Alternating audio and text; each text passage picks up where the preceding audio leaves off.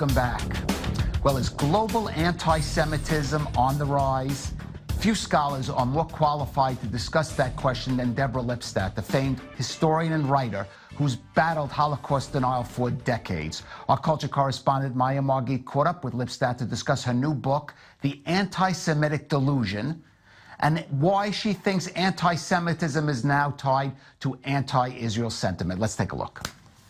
It's been called the oldest hatred in the world, and Deborah Lipstadt thinks it's getting worse. The historian and writer, famous for her work on Holocaust denial, is writing a new book. In The Anti-Semitic Delusion, Lipstadt will look at contemporary anti-Semitism. I have, over the past 4 or 5 years, been inundated with letters and emails and conversations with students, both on my campus and other places, who want to know what's going on with anti-Semitism. Is it really worse than ever? Is it better? Is it people getting overly concerned, etc.?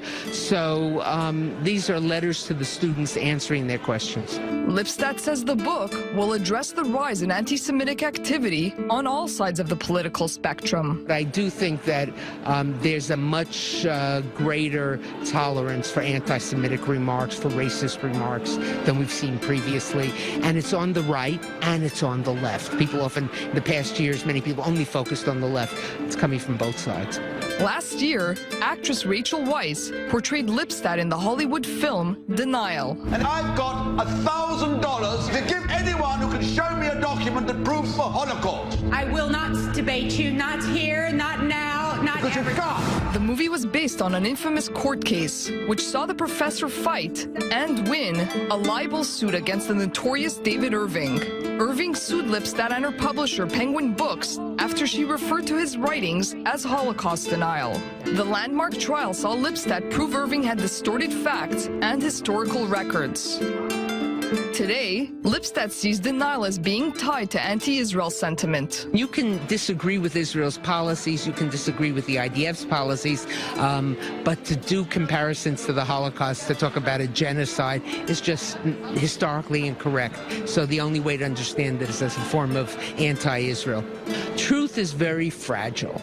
And I don't care whether you're to the right or to the left, whether you're for the administration in America or against it, whether you're for Israel's policies or against. Truth is something that we all should be careful about. The Anti-Semitic Delusion will be published later this year. Well, joining us in the studio now is our culture correspondent, Maya Margit. Maya, you mentioned that famous trial with pitting David Irving, a Holocaust denier, we could say, against Lipstadt. You said it was a landmark trial. Why was that a landmark trial? I think in many ways it really put the spotlight for the first time, legally speaking, on Holocaust denial, what it means to be a Holocaust denier. And many media were calling it history on trial. They're saying that it was history that was put on trial.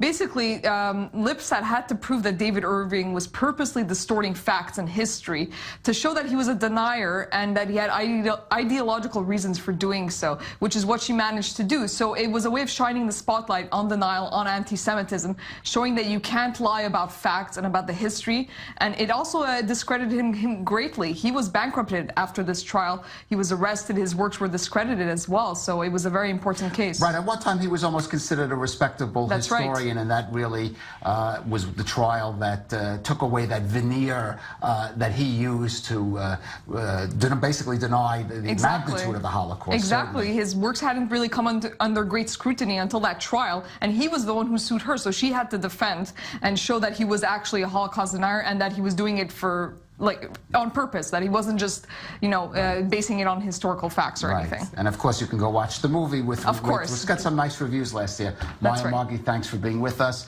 Well, that's all.